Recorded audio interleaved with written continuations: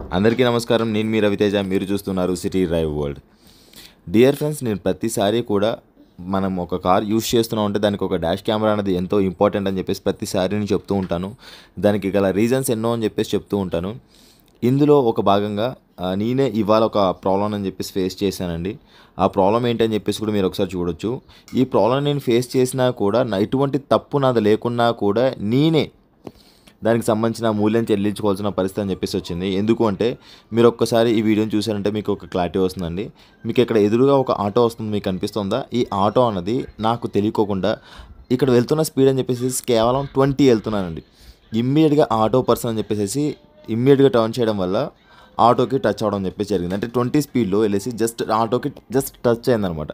అలా టచ్ అయిన వెంటనే అక్కడ పెద్ద న్యూసెన్స్ అని చెప్పేసి జరగడం జరిగింది. అక్కడ సంబంధించిన ఎవరైతే ఆటో స్టాండ్ వాళ్ళు ఉంటారో వారు కూడా నాకు సపోర్ట్ చేస్తారు. లేదు ఇదే తప్పు ఉందని చెప్పేసి అన్నా కూడా అక్కడ ఎవరైతే ఆటో డ్రైవర్ ఉన్నారో అతను నాతో పెద్ద రచ్చ చేసేసి నానా హంగామా చేయడం అని చెప్పేసి జరిగింది.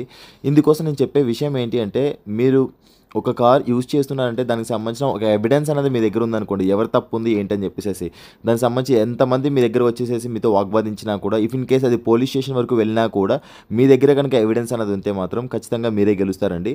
అలాంటి ఎవిడెన్స్ అనేది మీ దగ్గర లేకపోతే మాత్రం ఖచ్చితంగా ఒక 10 మందిలో అక్కడ ఏంటంటే చాలామంది వస్తారు.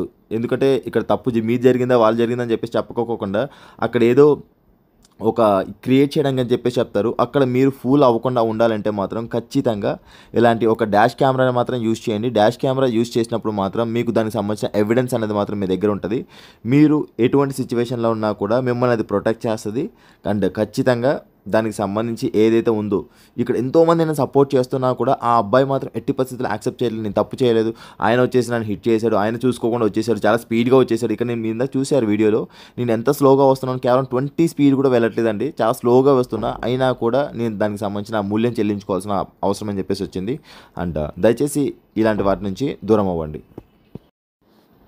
మీరు ఏదో ఒక ప్రొఫెషనల్ డాష్ కెమెరా యూజ్ చేయడం కంటే కూడా అట్లీస్ట్ ఒక మినిమం బేసిక్ డాష్ కెమెరా అనేది అయితే యూజ్ చేయండి.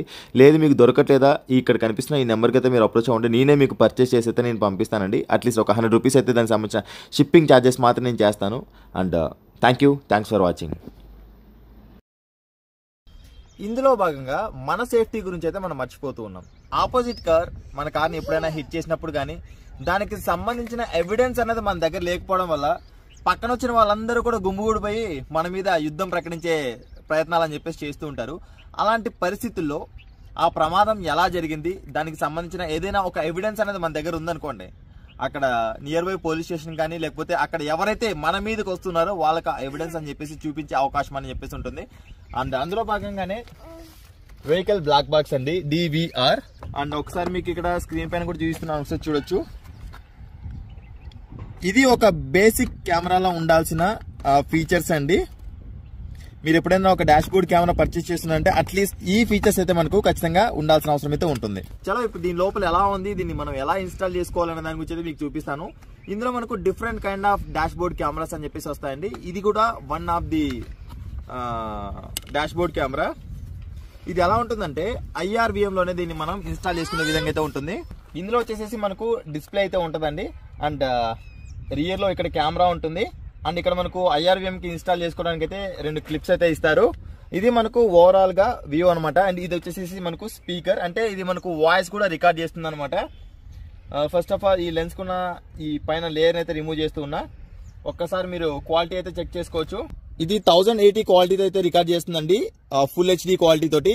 ఇది మనం ఒకసారి ఇన్స్టాల్ చేయాలి. ఫస్ట్ ఆఫ్ ఆల్ ఇది ఎలా ఇన్స్టాల్ చేయాలి ఏంటని చెప్పేసి అయితే మీకు ప్రాసెస్ చూపిస్తాను. ఈ IRVM కనిపిస్తుంది కదా, ఈ IRVM కి జస్ట్ ఇలా సెట్ చేసేసేసి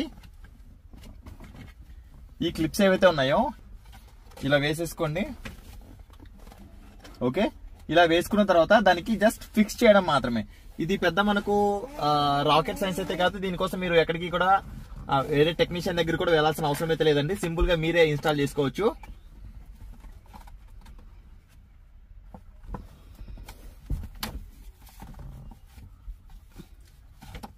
చాలా మంది బ్రదర్ నాకు అది ఇన్స్టాల్ చేసుకోవడం రావట్లేదు, నేను మరి బయటకు వెళ్తాను అది ఇది అని చెప్పేసి అడుగుతుంటారు. మీరు బయటకు వెళ్ళారంటే అనవసరంగా అది ఫిక్స్ చేసుకోవడానికి ఖర్చు అనేది వస్తుందండి. అండ్ ఒకసారి ఇది ఇది ఓపెన్ చేసి కూడా చూపిస్తాను. అంటే మనకి ఇక్కడ రియర్ వ్యూ కూడా చాలా క్లియర్ గా అయితే కనిపిస్తుందండి. అండ్ ఫ్రంట్ వ్యూ అయితే మీరు ఇక్కడ నోటీస్ చేయవచ్చు. అండ్ దీంతో పాటు కూడా మనకి ఇందులో and this is rear camera and this is charger. ఇవి యాక్సెసరీస్ కూడా మనకి ఇందులో ప్రొవైడ్ చేయడం అని చెప్పేసి జరుగుతుంది. ఇది మనం ఎలా ఇన్స్టాల్ చేయాలి ఏంటని చెప్పేసి అయితే ఇప్పుడు మీకు చూపిస్తాను. ఇది మనకు డైరెక్ట్ గా ఛార్జింగ్ పోర్ట్ లోకి అయితే ఇన్సర్ట్ చేస్తామండి. ఇలా ఉంటది.